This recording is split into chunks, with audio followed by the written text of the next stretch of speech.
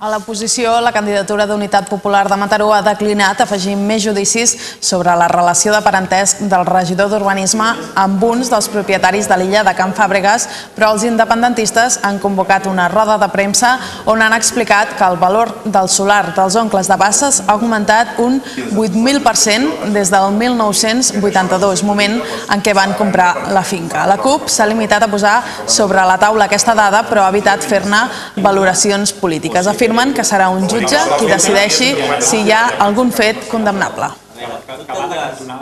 Entenem que el govern tripartit de Mataró, format per PSC, Iniciativa i Esquerra Republicana, té un problema que es diu 8.000%. La finca on es troba ubicat Can Fàbregas i Queralt va ser comprada l'any 1982 per 33 milions de pessetes, aquí hi ha 33 fulls de paper. A l'any 2007 entenem que el preu de la vida puja, que hi ha inflació, etc.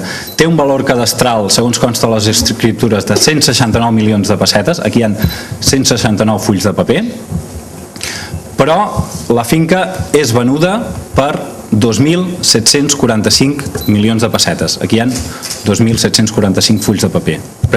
O sigui, això és el que nosaltres hem fet sobre la taula i no els valorem. Sembla que qualsevol persona entenda que si allà no hi anés al Corte Inglés, allò no tindria aquest valor. Per tant, ho deixem aquí. Ho deixem aquí perquè entenem, com va fent Bassas, que això en tot cas, si algú ha de jutjar, haurà de ser un jutge.